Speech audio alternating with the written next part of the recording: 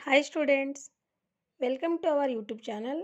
आज हम देखेंगे meaning of partnership, futures of partnership, partnership deed, contents of partnership and absence of partnership के बारे में आज हम देखेंगे। फर्स्ट हम स्टार्ट करेंगे meaning of partnership. Partnership is defined as the relation between partners who have agreed to share the profits of a business carried on by all or any of them acting for all.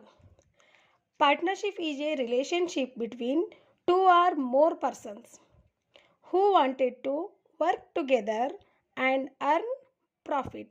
Partnership एक ऐसा relationship है कि two or more persons, minimum two persons तो रहना चाहिए। So more than two persons they wanted to work together and earn some profit and the business should be handled on by all partners और by any one partner of the firm. जो firm में ही रहता है उसमें एक partner handle कर लेता है, नहीं तो जो पार्टनरशिप में रहता है, नहीं तो सारे पार्टनर्स मिलकर उस फर्म को हैंडल करते हैं।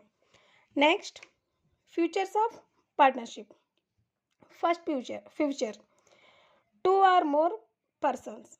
So to form a partnership firm there should be at least two persons, minimum two persons तो रहना चाहिए।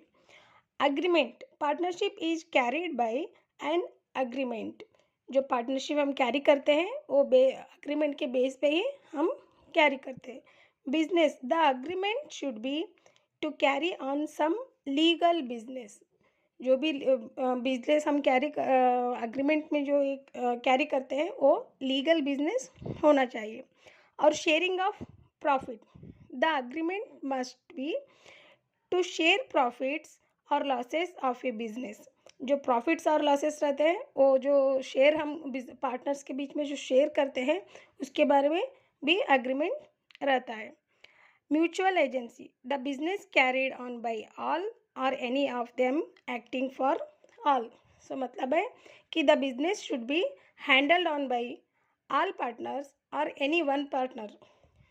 जो उस फॉर्म में रहे सो जो पार्टनर रहते हैं, कोई एक पार्टनर हैंडल कर लेता है, नहीं तो सभी पार्टनर्स मिलकर हैंडल कर देते हैं। सो फ्यूचर क्या है और एक बार हम शॉर्टली देखेंगे। मिनिमम टू पर्सन्स रहना चाहिए और अग्रीमेंट बेस पे ही रहते हैं, और जो बिजनेस रहता है वो लीगल ही रहेगा, और जो प्रॉफिट और लॉसेस रहते हैं वो सारे पार्टनर्स शेयरिंग में जो उनके एक अग्रीमेंट रहता है उस हिसाब से वो शेयरिंग कर लेते हैं। और म्यूचुअल एजेंसी का मतलब म्यूचुअल अंडरस्टैंडिंग से ऊपर ही ये बिजनेस फॉर्म कर लिए ऐसा रहता है। और मीनिंग्स में पार्टनरशिप जो रिलेशनशिप रहता है वो पार्टनरशिप के जो अग्रीड रहते हैं सभी लोग मिलकर, वो सब लोग जो पार्टनरशिप में जो रहते हैं वो सभी लोग मिलकर कुछ अर्न करने के लिए, प्रॉफिट अर्न करने के लिए सभी लोग मिलकर टुगेदरली वर्क करते हुए रहते हैं। Next, meaning of partnership deed. जो डॉक्यूमेंट रहता है, the document which contains the terms of partnership agreement is called partnership deed। यहाँ पे एक वर्ड आता है टर्म।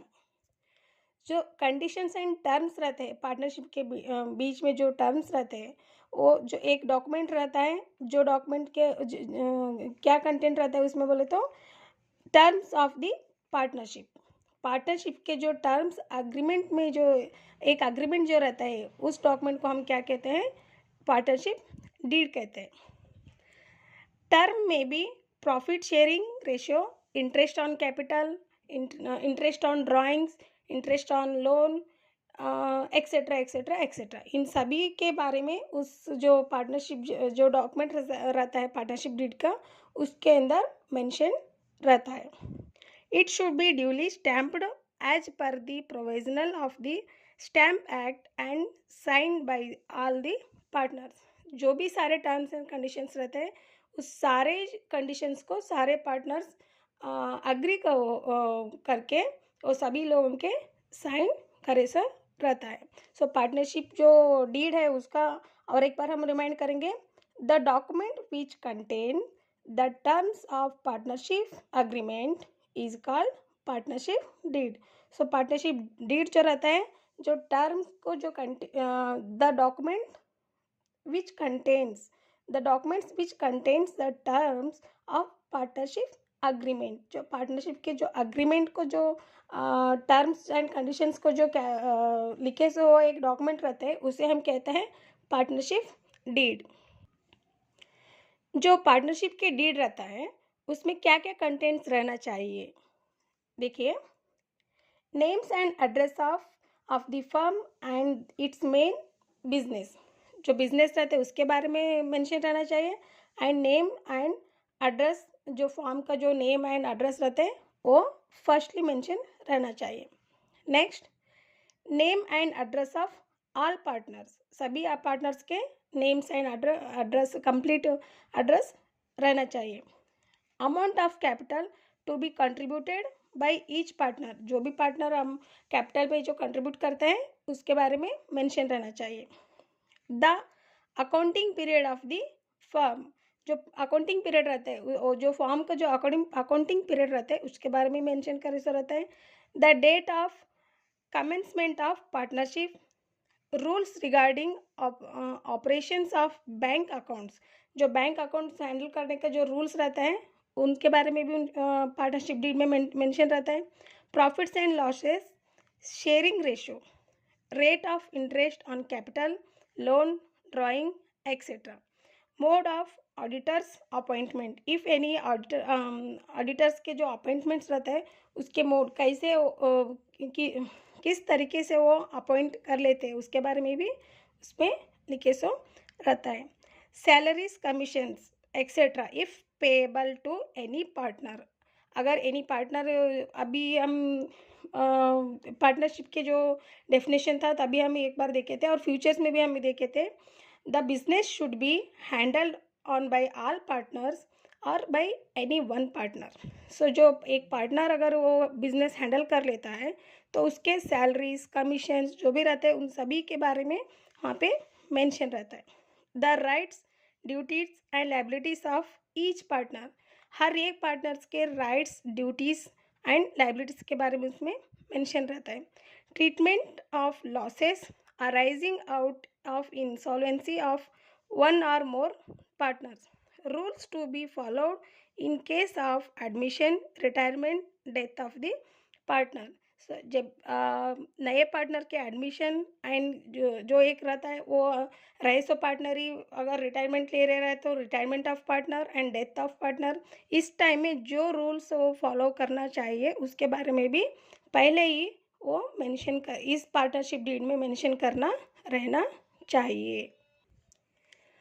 अगर पार्टनरशिप डीड के ऑप्शन से जो रहता है, अगर पार्टनरशिप डीड हम पहले से बनाए से नहीं रहे और उसमें कुछ profit sharing ratio, interest on partnership Capitals, ये सभी के बारे में मेंशन नहीं पहले से ही करे से नहीं रहे, तब हम इन सभी जो थिंग्स है, profit sharing ratio, interest on capital, interest on partners drawing, interest on advance from partner, remuneration to partners, इन सभी को हम कैसे हैंडल कर लेते हैं।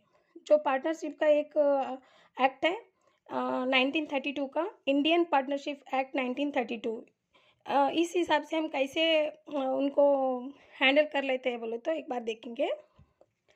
In the absence of partnership deed, we will treat the following items by following the rules of Indian Partnership Act 1932 as follows. Profit sharing ratio, अगर उनके जो प्रॉफिट शेयरिंग रेशो के बारे में कुछ भी मेंशन नहीं करे तो सारे पार्टनर्स को प्रॉफिट इक्वली शेयर करना चाहिए। इंटरेस्ट ऑन पार्टनर्स कैपिटल, जो पार्टनर्स के कैपिटल के हिसाब से इंटरेस्ट अगर मेंशन रहा तो इंटरेस्ट दे सकते हैं, नहीं तो not allowed, interest on capital allow नहीं करते।